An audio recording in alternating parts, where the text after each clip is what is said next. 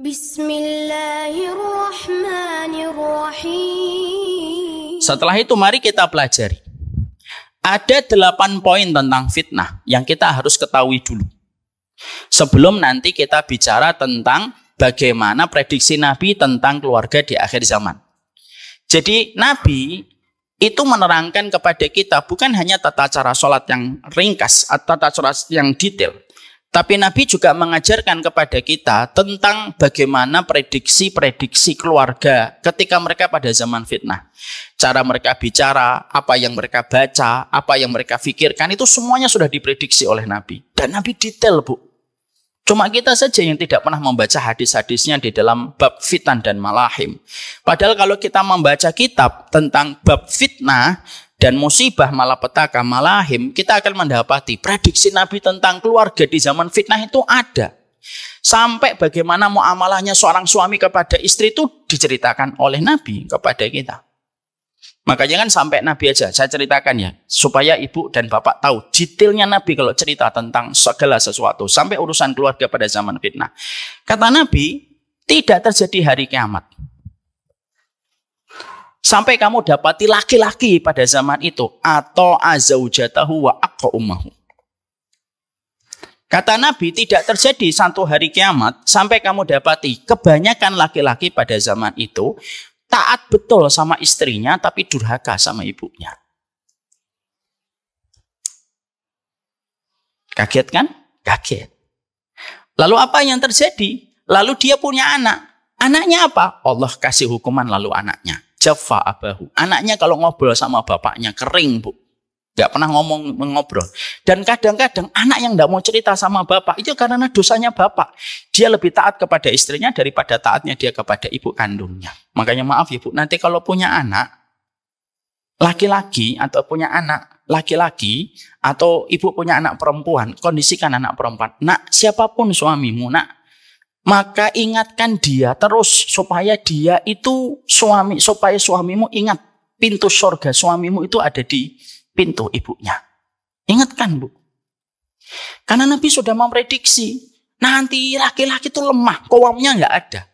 Saking nggak ada qawamnya, ketegasannya dan pengendaliannya itu apa? Dia lebih taat sama istrinya, tapi durhaka sama ibunya. Hukumannya apa? Jaffa abahu. Anaknya itu nanti kalau ngobrol sama bapaknya kering, Bu. Kita kan jumpai hari ini kan, banyak anak-anak yang nggak bisa cerita sama bapaknya. Tidak bisa cerita juga sama ibunya. Nah, ada masalah apa? Nggak apa-apa, Bu. Santai aja. Tapi giliran dia ketemu dengan circle-nya, dia bisa ngobrol panjang lebar dari habis isya sampai menjelang subuh. Ketika adzan subuh bukan ke masjid, pulang ke rumah tidur. Tapi itu ngobrol, tapi nggak bisa ngobrol sama bapaknya. Nggak bisa itu gambaran sebagaimana Yusuf cerita mimpinya kepada Nabi Yakub tuh hari ini jarang. Makanya kalau ada seorang bapak kok hari ini menjadi tempat curhat untuk anaknya, itu dahsyat sekali itu. Dan itu terkadang kalau kita mendapati ada anak kok tidak bisa cerita sama orang tua, itu biasanya karena masalah antara suami istri sudah tidak sesuai sunnah. Coba ibu bayangkan, loh sampai caranya seorang suami ketika dia lebih mendahulukan istrinya daripada mendahulukan ibunya, itu pun sudah diprediksi Nabi 1400 tahun yang lalu.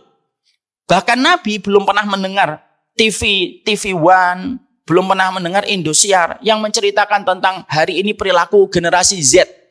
Generasi Y dan generasi Z hari ini tidak bisa ngobrol dengan orang tua. Itu Nabi nggak pernah mendengar berita. Wong Nabi belum ada TV One. Tapi Nabi sudah memprediksi 1400 tahun yang lalu bahwasanya anak-anak nanti akan tidak bisa bicara dengan orang tuanya, tapi mereka bicaranya itu kepada teman gengnya. Terjadi atau tidak terjadi? Terjadi.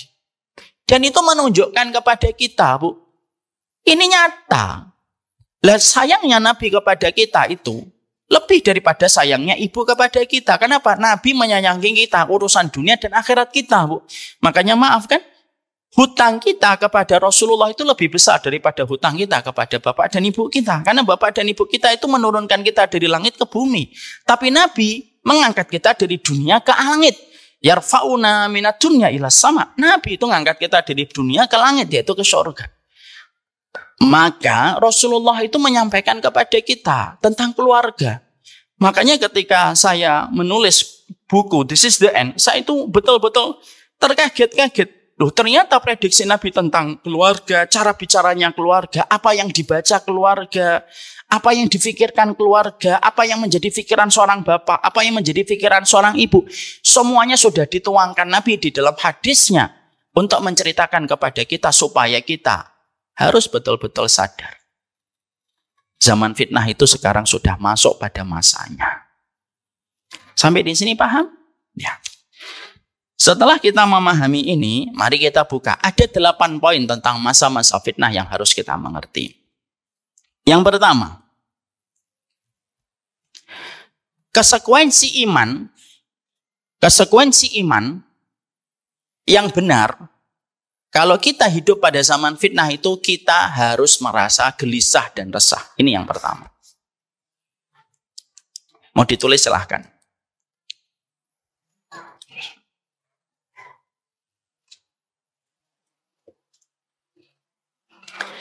Jadi yang kita dapatkan itu, yang pertama, poin yang pertama, kalau bicara tentang fitnah. Kalau orang punya iman yang benar, Ibu, konsekuensinya itu apa? Kita ini harus merasa gelisah. Bukan kegelisahan yang artinya itu negatif. Bukan, tapi yang artinya positif. Kan gelisah tidak semuanya negatif. Ya atau tidak? Ada kegelisahan yang membawa makna positif. Maka konsekuensi iman pada zaman fitnah itu apa? Harus selalu kita gelisah. Supaya kegelisahan itu melahirkan kewaspadaan dan kewaspadaan melahirkan kurikulum yang harus kita lakukan dalam step by step kehidupan kita. Mana dalilnya Ustadz? Oke, tanya dalil, saya datangkan dalil. Ibu tahu siapa orang yang paling gelisah tentang fitnah? Para sahabat itu semuanya gelisah tentang fitnah. Tapi di antara sahabat yang layak dijadikan contoh tentang kegelisahan itu Umar bin Khattab radhiyallahu anhu. Umar bin Khattab itu sudah tahu fitnah itu pasti terjadi. Karena kita harus tahu, Ibu, Umar bin Khattab adalah orang yang paling paham tentang sunnah itu Umar bin Khattab. Makanya meninggalnya Umar bin Khattab dikomentari oleh seorang ulama Ibrahim An-Nakhai. Wafatnya Umar bin Khattab menunjukkan 9 pintu yang tertutup dari sunnah. Karena sesungguhnya 9 sunnah itu ada di dalam dirinya Umar bin Khattab. Umar bin Khattab itu pernah ditunjukkan betapa keistimewaan beliau yang sangat dalam terhadap ilmu. Ketika Nabi bercerita, aku tadi malam ngimpi. Lalu di dalam mimpiku, seluruh jari jemariku keluar air susu. Jari jemariku keluar air susu. Yang paling banyak menampung air susu yang keluar dari jari jemariku adalah Umar bin Khattab radhiyallahu anhu. Para sahabat bertanya fima makna kepada Nabi. Apa takwilnya ya Rasulullah? Air susu itu adalah ilmuku dan sunnahku. Maka yang paling banyak menampung adalah Umar. Umar bin Khattab, orang yang dikatakan kalau lewat satu jalan, maka sesungguhnya setan muter daripada berhadapan dengan Umar bin Khattab radhiyallahu anhu. Itu Umar, Bu. Masya Allah. Kalau kita kan jalan satu gang, rombongan setan itu akan ikut. Maka Umar bin Khattab radhiyallahu anhu itu semacam itu. Tapi tahukah kita apa yang paling ditakutkan oleh Umar bin Khattab? Yang paling ditakutkan Umar bin Khattab itu fitnah. Yaitu fitnah yang paling beliau. Dan beliau gelisah tentang fitnah. Kegelisahan itu nampak ketika beliau pernah mengumpulkan para sahabat yang punya ilmu. Lalu ditanya, man minkum yahfad hadis Rasul fil fitnah. Siapa di antara kalian yang hafal tentang hadis yang menceritakan tentang fitnah? Maka pada saat itu Hudzaifah yang mengacukan jarinya. Ana ya Amirul Mukminin. Saya wahai Amirul Mukminin. Ayo sebutkan hadisnya.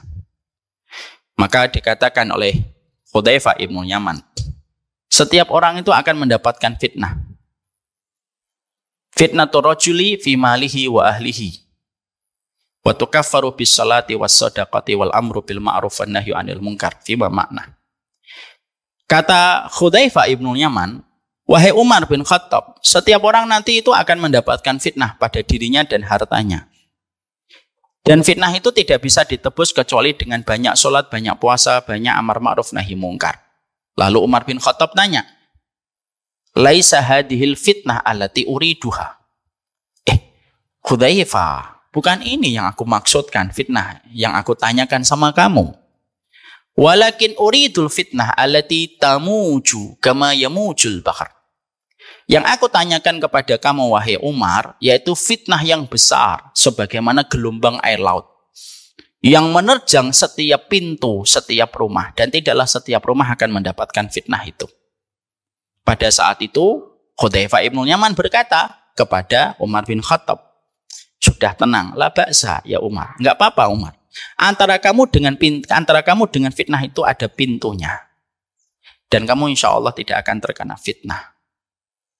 Maka pada saat itu Umar kemudian bertanya, ada al-babu maftuhun au yuksar. Apakah pintunya, fima mana? Apakah pintunya nanti terbuka ataukah pintunya nanti dirusak? Maka Hudzaifah ibnu Yaman itu mengatakan pintu itu dirusak. Sekarang saya terangkan hadis ini Bu, percakapannya. Kan kita nggak paham apa itu pintu terbuka, terusak gitu. Jadi Hudzaifah ibnu Yaman itu menenangkan kegelisahannya Umar. Sudah Umar, tidak usah gelisah. Kalau ibaratnya saya nerangkan begitu. Tidak usah gelisah wahai Umar. Karena sesungguhnya antara kamu dengan fitnah itu ada pintunya. Yang akan menghalangi kamu dan menyelamatkan kamu dari fitnah. Lah Umar tanya, kalau saya dengan fitnah itu ada pintunya, apakah pintu itu nanti dirusak ataukah pintu itu terbuka? Itu pintu dirusak. Lalu setelah itu Hudzaifah itu ditanya sama para sahabat, siapa pintunya fitnah itu? Umar bin Khattab radhiyallahu anhu. Masya Allah ya Bu, Ibu bisa bayangkan. Umar bin Khattab imannya bisa menjadikan fitnah itu tertahan di pintu langit. Itu imannya seorang Umar bin Khattab radhiyallahu anhu. Dan ketika Umar bin Khattab meninggal dunia, beliau meninggalnya bukan alami sakit, tapi karena dibunuh oleh Abu Lu'lu'ah. Dia dibunuh, makanya pintu itu rusak.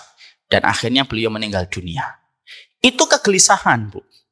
Gelisah itu penting, karena kegelisahan itu akan melahirkan banyak sikap yang positif.